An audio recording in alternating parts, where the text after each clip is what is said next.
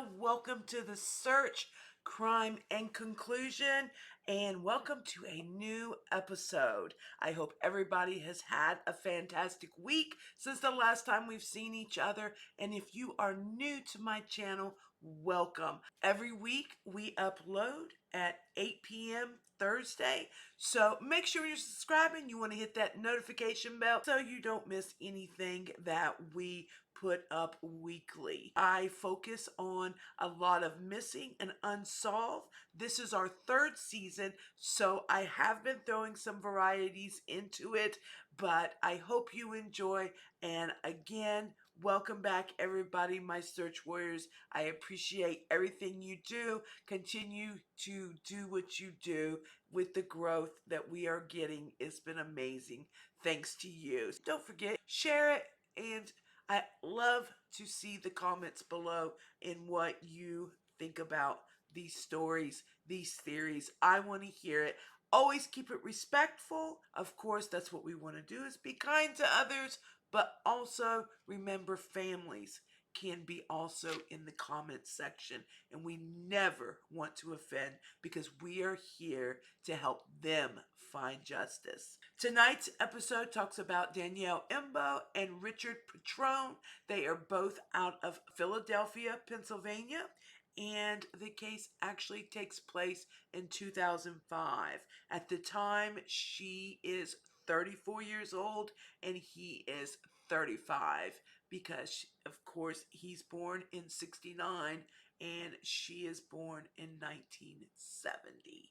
So with all that, let's go see what we can unravel and see if we can help find justice. Before I get into what's happened, where did they go, I want to tell you a little bit about them. Why are they together?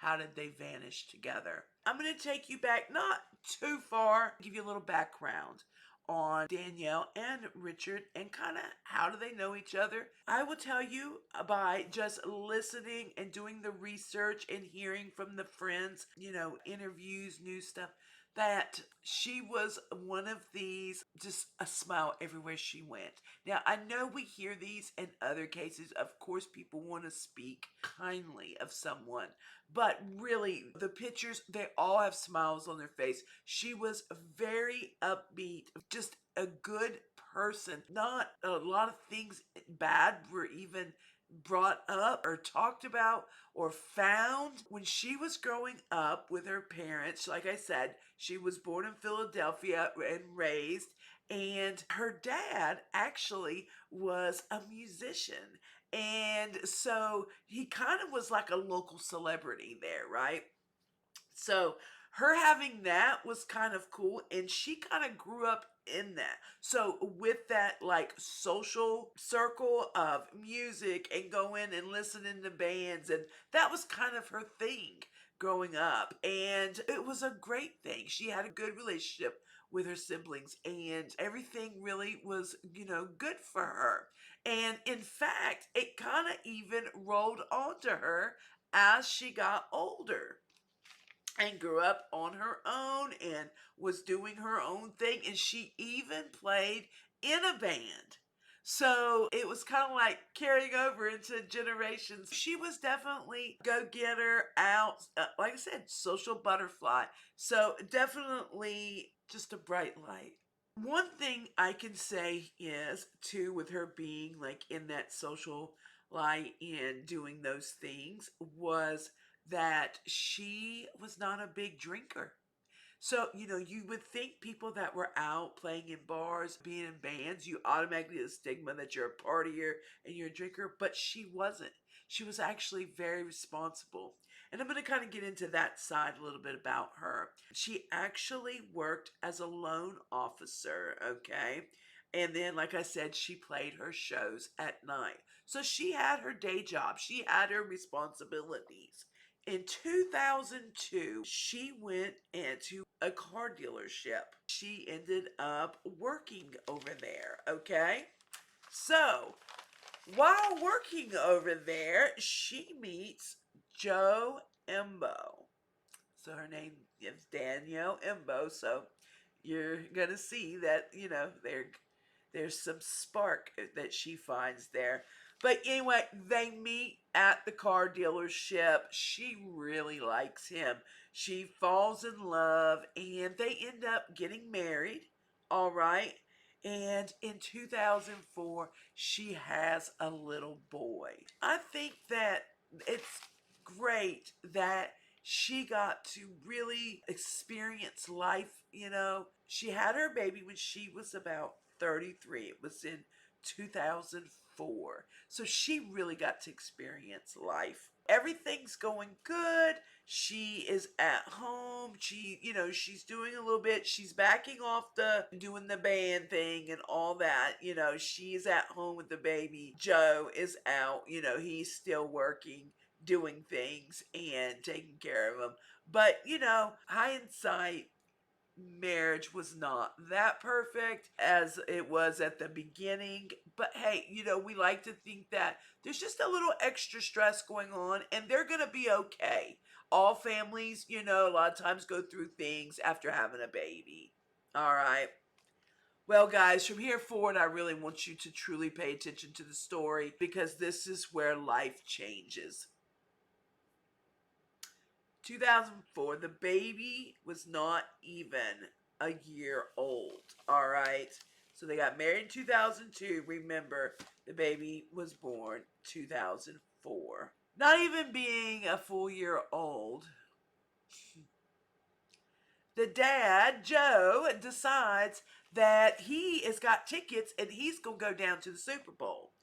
Well, the Super Bowl is a big deal, okay? It's not just any football game. So if you're able to get tickets to go because they're expensive, kind of not the most money, right? They're not doing the best they could be doing, but also it's only one income and this is kind of a big treat. And she's like, okay, it's Super Bowl, you can go. Not letting, but like, okay, kind of a little somber about it though because she wants to do things, she wants to do something special, so she's just feeling alone at home.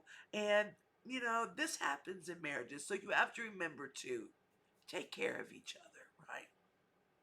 So while he's gone, going down to Houston to watch the Super Bowl, she's really just like looking forward to him coming back. Yes, they're having troubles and she's not exactly the happiest, but still, like, she wants it to work. It's her child's father, it's her husband, and like I said, she had a very positive attitude of just doing things and being good, and unfortunately, not all thought as great as she did. He comes home from Houston, y'all, and tells her that on his way on the plane, he meets someone on his way to Houston, and that he wanted to continue seeing her. And I think that it didn't happen like exactly right away, but I believe like shortly when he got, back home. I feel that this Houston girl was already in the play.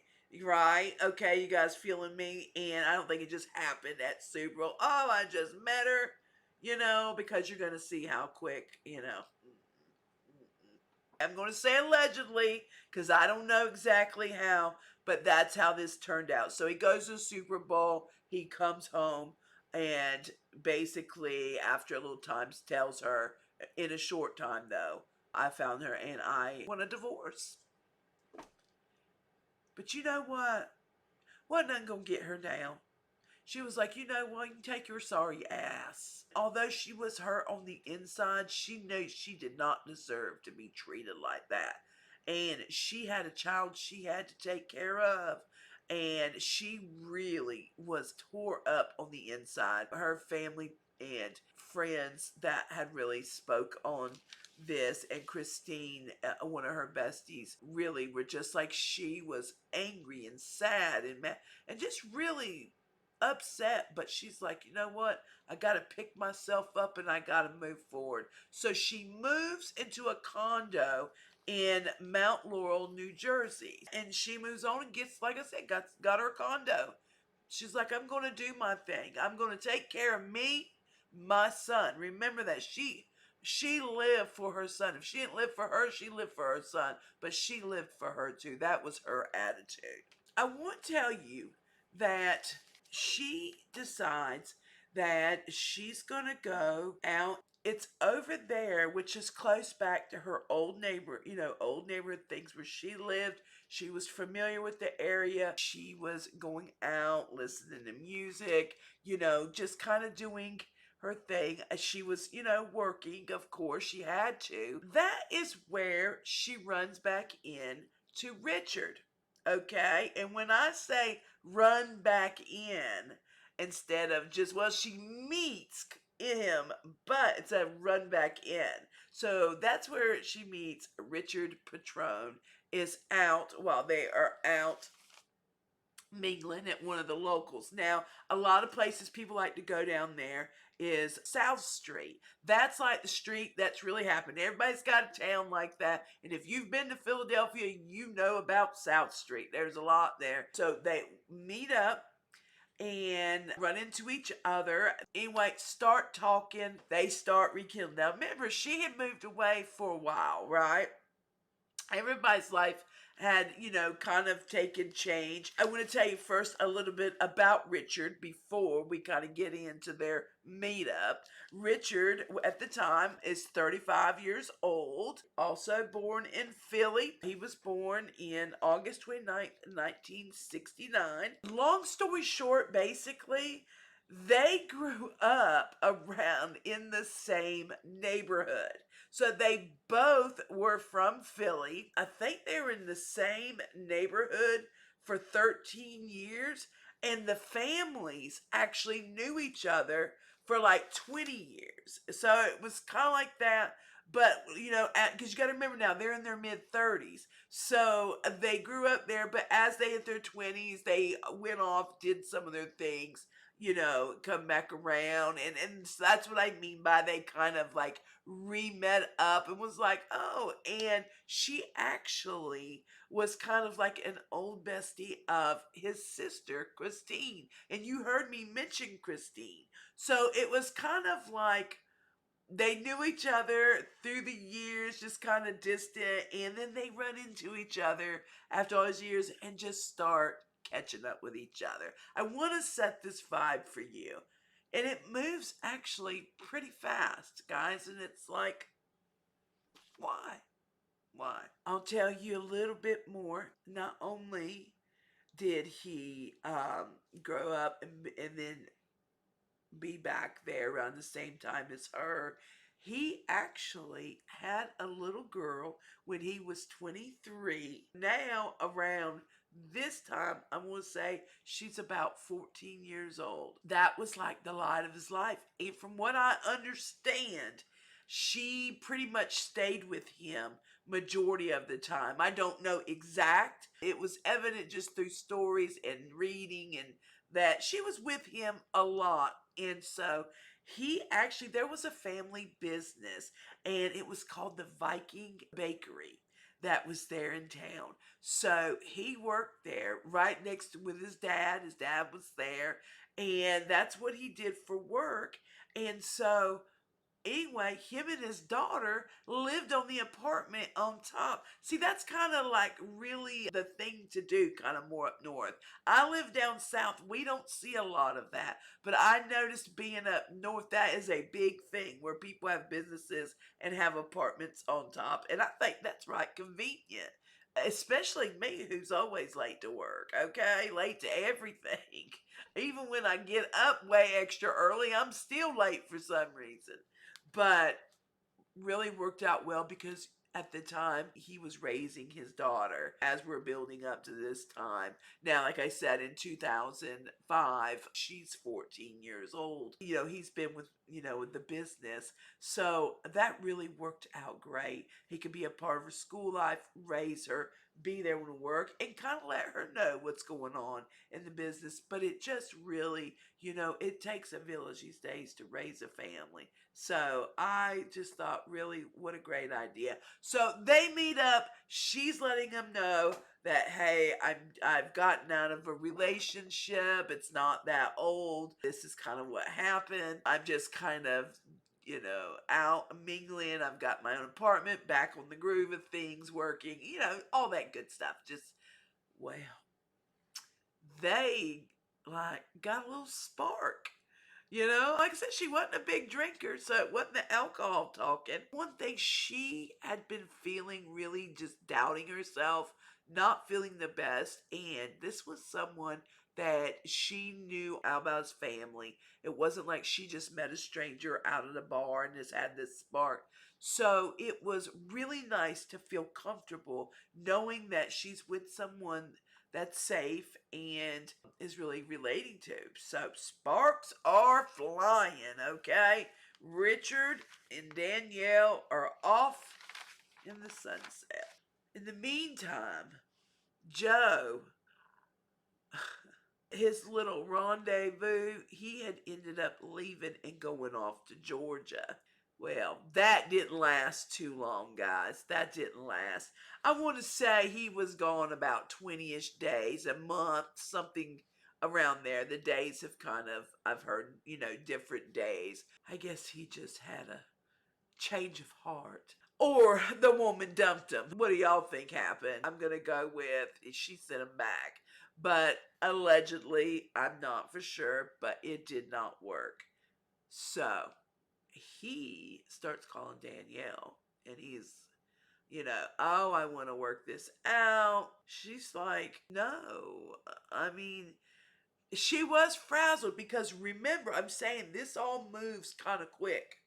He's gone. It's only been a little bit of time since all this because, Super Bowls are in January. Things are changing, pretty quick. We're only in February right now, the beginning of February-ish or so, because he leaves right after she gets an apartment and a little time's gone by. Anyway, she tells him no, Dale. She had already kind of started seeing Richard. Now, right away, he, I believe, has made contact with Richard. Don't mess with my wife, because they're still technically married. It is reported, too, that he called the bakery, called his work.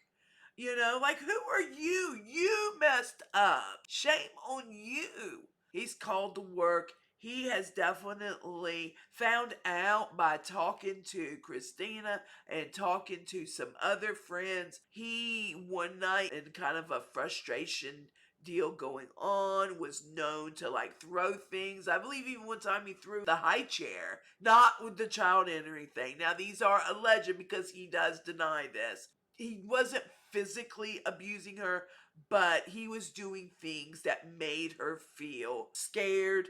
They were verbal abuse, which can be worse than physical. Just abusive behavior with hot tempers and toxicity. So she even tells Richard, guys, she tells him, I need a break. I gotta pull back. I gotta pull back. And just kind of think about me and my son. And I thought that was a very mature decision. Some kind of just run to the new guy, like, protect me. She's like, no, she is trying to get, like, focused. She wants this, she wants Joe to know, hey, I didn't leave you for a man. I left you because you fully disrespected our marriage. Guys, fully do not allow a man to run around on you after you having that child that's not even a year old yet. Do not allow that, ladies. Do not, or gentlemen, if that, do not stand those boundaries, guys. She is doing her thing for a couple weeks. Richard respects it. He's like, okay, cool. Nice guy, good things said about Richard. So here we go, moving up, guys. I'm going to move to the date where everything starts, and that is February 19th. Saturday, February 19th is the night everything changes in Richard Petrone's family, in Danielle's family. So that day, she wants to go out to dinner and just do something with the girls. She ends up going out with Christine, which remember is Richard's sister. because that's like her bestie, and they're all kind of like, hey, getting kind of tight again, even though it's spent a little time apart, thick as thieves. And what's cool about it, remember the families knew each other. So she ends up with her mom and Christina and her mom all going out together that night out to dinner. What a nice thing to do, especially when you're going through so much and you just need that breakaway, right? That weekend that they go out, that time, her baby is with Joe. So even though things were going on, Joe still was able to see the child. So that's where the son was at, was with Joe. So that night they go out to eat, and Richard calls while they're out. Christina's phone calls his sister, and he's like, look, I'm over here at the tavern on Tavern Abilene's, which is over on South Street. All right, like I told you, where everybody hangs, it's a party, it's a good time, and wanted to know if Christina wanted to come join him. And so she says that no, she really wasn't up to it tonight. Thanks, bro, but I'm just not up to it tonight. But anyway, and of course, he extends offers to anybody, and Danielle's like, you know what? I'll go. I'll meet him. It's still early. I'll go down and go meet him or whatever. Which is good, good. And she's been going through a lot. And she liked Richard. I mean, overall, the family were friends. He was a friend before anything else. He respected her wishes. Why should I let this man control what I do? Her son's taken care of. Let's go. So she heads over. She goes on over. She gets dropped off over there at the tavern. They have a good time. People reported they had seen them having a good time. There was some kisses, so there was no like bad friction. Like I think they had kind of like, oh, missed you. Things were going nicely.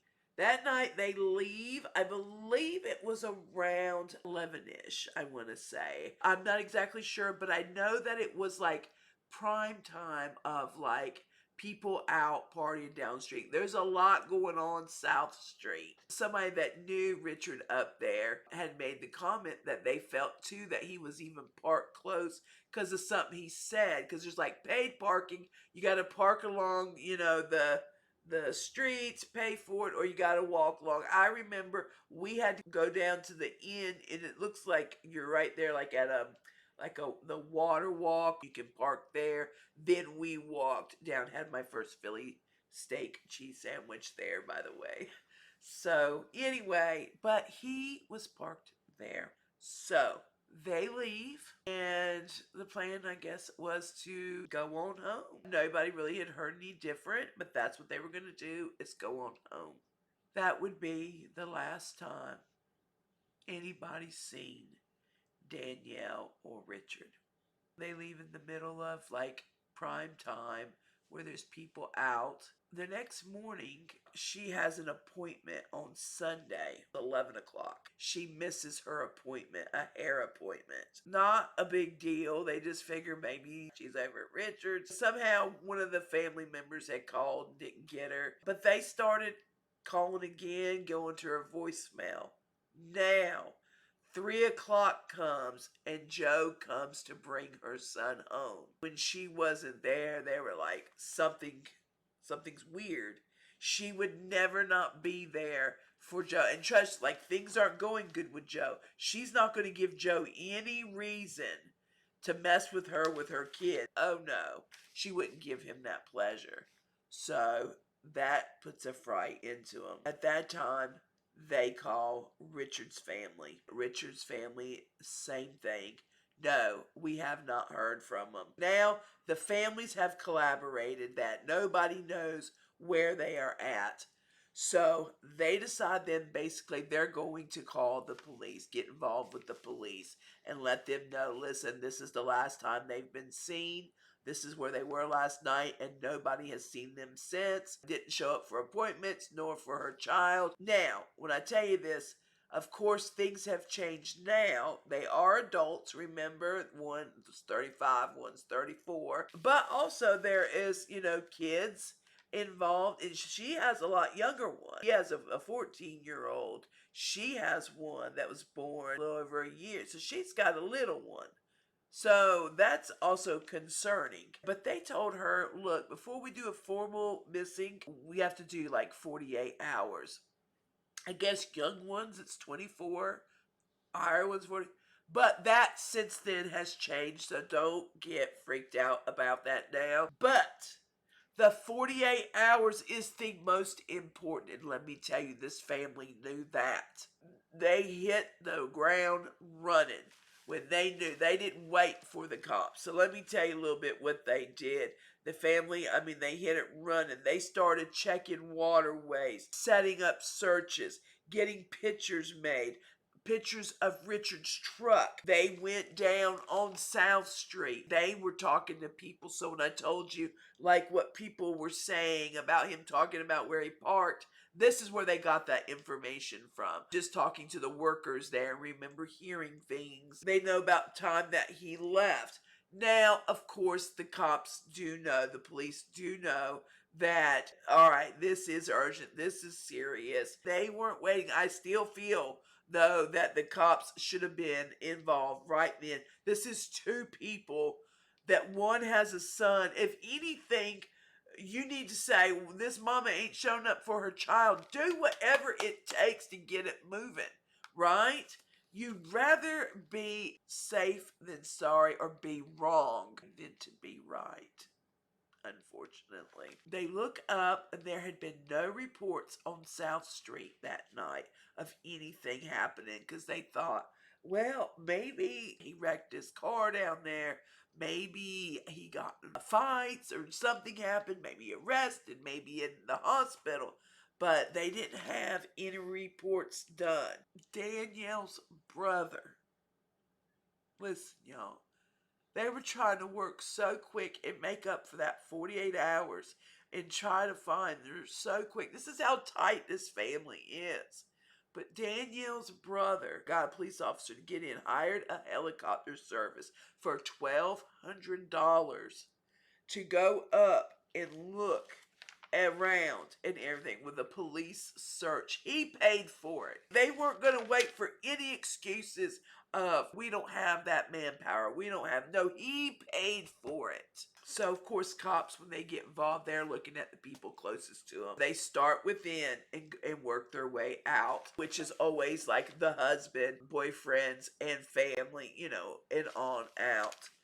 So this is where we had heard things about Joe being abusive. Not necessarily fully physical, but stalking her, looking through her emails, calling Richards, harassing him, just being not a good person. They were able to pull her texts and stuff because they wanted to see if there had been any movement.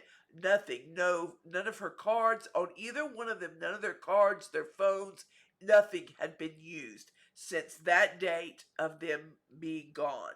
Nobody had used that. Since February 19th, 2005, nobody had used it after that time period of them leaving the bar. They also seen where Joe had been accessing her emails, but going through all that, and they really went down a rabbit hole of searching and seeing some really not too good things of him. But guys, I will say, when they asked Joe, even now, there was talks that he had a polygraph done. Some say he did, some say he didn't, some say he did. It was inconclusive. So I'm not going to speak on that because all that is just rumored. I try to stick to what facts I know have been said. And what I do know is he has an alibi. He had his son during that time. And where he also had went, he wasn't exactly with them, but where he was at, there was actually police officers and that were there and actually can vouch. So for that time being, Joe was no longer being really looked at. For that time, they actually, for him, knew where he was at. Now, we don't know, things could have happened another way, but far as him, he was spoken for. He had the alibi. There was a lot of theories that were talked about. What could happen to two people that were both had no enemies? They randomly, now listen, guys, this is real important. They randomly just happened to meet up. It was not a planned hookup. Remember, she's out to eat with his family, and he calls to ask the sister, and then she goes. So, if somebody was plotting, how would they have known that they were going to meet up? So, this right now is just a random hookup. Nothing planned. This would have had to have been a serious setup. With this going on, it was like, okay, is it like one person? Were they mad at Richard? I think Richard did allegedly like some gambling. They were thinking, did Richard like have some gambling debt that he didn't take care of? This is allegedly, I want to tell you, did he owe somebody some money? Whatever it could be, was he the one that they were going after and she was just an innocent casualty? With this being said, unfortunately, we know this family has been friends for 20 years. So they are saying these theories are Joe, because he had alibi and how convenient police officers were there, right?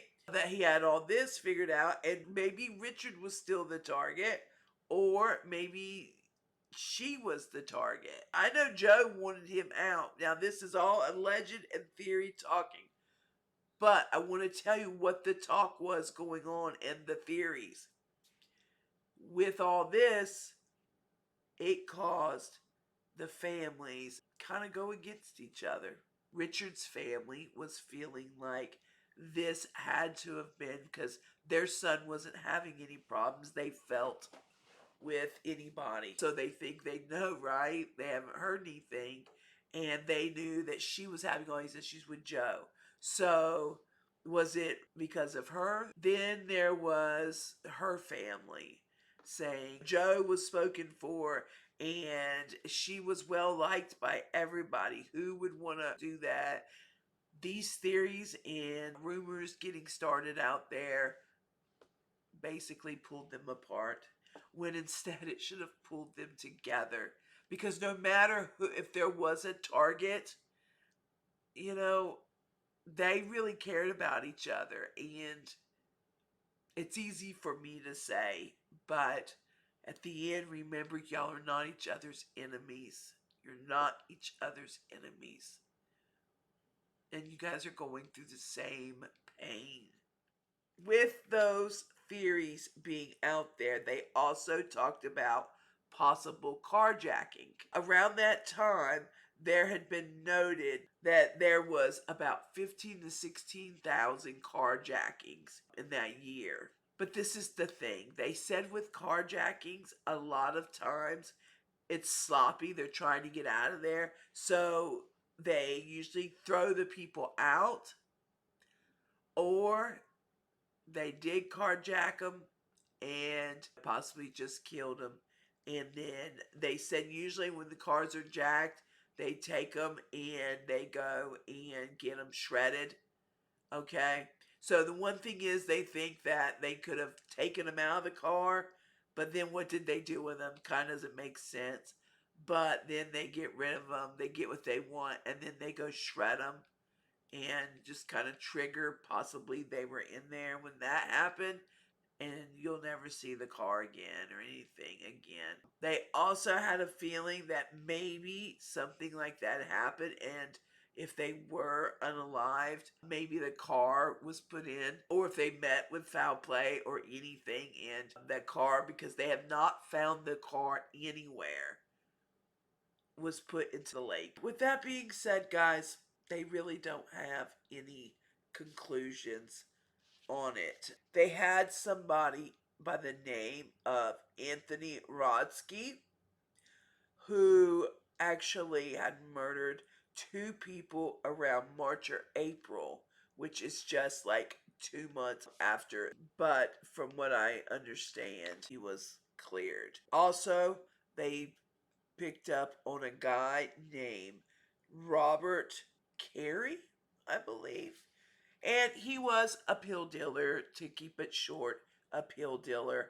After he was arrested, and there was a lot that came along with his charges, he unalived himself. So they couldn't get any information off of him.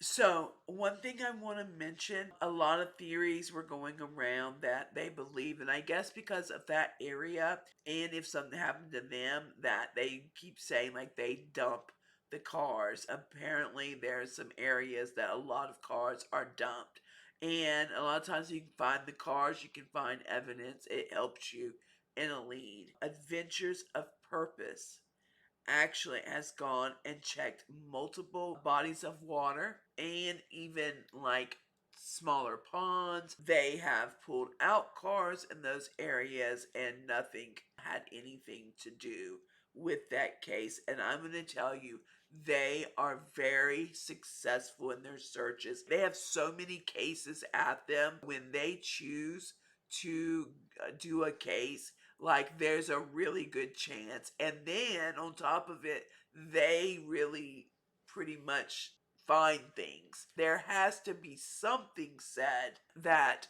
made them, get involved. I want to also let you know the FBI has this active, which tells me that they do have enough evidence somewhere or enough tips to keep them involved. They also have a $15,000 reward for tips that can lead to. I'm going to leave the tip line down in my description, as I do always with every case. Guys, what happened? Short sum up. Basically, she was getting out of an ugly relationship. He was doing good. They met up as old friends from the same neighborhoods and really living decent, good lives. And she had a young child. He had a girl. And do you remember, these kids now don't have a mama, don't have a father. Let's get justice for them. They go out randomly, not expecting to meet. Nobody knew, it wasn't planned. But do you know that they do say, the FBI actually, in 2014, FBI agent Vito Rosselli, okay, spoke on this. And he said, quote, making two people in a truck disappear with no witnesses, no evidence of any kind for 9 years suggests methodical planning. It's possible a perpetrator could have just get lucky, but it looks more like what it looks like. Someone is behind this, and they will find them. So, like I said, there is a $15,000 reward. The last night that they were seen, she was 5'5", hazel eyes, 117 pounds, white female in the Pennsylvania area. The thing is, she does have tattoos. She has her astrology sign on her. She has tattoos of flowers on her lower back. Also, Danielle was last seeing a dark colored jacket, cream colored sweater, and blue jeans. She wears 3 small silver rings on either of her left or right middle finger. Also, Danielle was carrying 2 black purses at the time of her disappearance. She may also be using the name Danielle Audibert. She worked at a loan mortgage processor, so she does have experience in that. Folks, we also can go back to the theory that maybe some type of trafficking was involved. It could have been they kept her, not. There's so many things. So remember the type of work that she is capable of doing. I just want to put that in there. That's what her work experience is. Also, she plays many instruments, and when Richard Petrone was last seen, he was last seen leaving the bar, the restaurant in Philadelphia, Pennsylvania at late evenings, February 19th. The two were dating. They have not been seen or heard from. And again, 15,000 reward, dollar reward. Petrone's vehicle, a 2001 black silver Dodge Dakota pickup truck with Pennsylvania license plates. All right, the plates are YFH 2319, and that is also missing. So, if you happen to come across an old beat up license plate somewhere, anything of this type of vehicle, please report it. There may be NASCAR stickers on the back of the window. That pretty much concludes, guys. This couple needs justice for their family needs to know what happened. Like the officer said, how does a car and two people disappear prime time, leaving out of a bar on a busy partying street, and nobody sees anything happen or hears anything? No car left behind, no anything left or found. At the end of each video, I like to use this opportunity to give a ribbon. A ribbon equals a prayer for justice with their names on it. So we will have one for Richard Petrone and for Danielle Imbo. Last seen on February 19th, 2005. At the time, he was 35 and she was 34. And guys, that concludes tonight's episode. Please let me know what you think in the comments. Please share it out to anybody that you know is interested in true crime. It only takes one set of eyes and ears to think maybe somebody was on South Street that night. Philadelphia is very, very popular. Maybe somebody has seen this vehicle. And like I said, I will put everything down in the description box. And again, guys, I thank you for being with me tonight, and all the warriors. If you are new, welcome, and I appreciate you being part of the Search Warrior group. Everybody have a good night.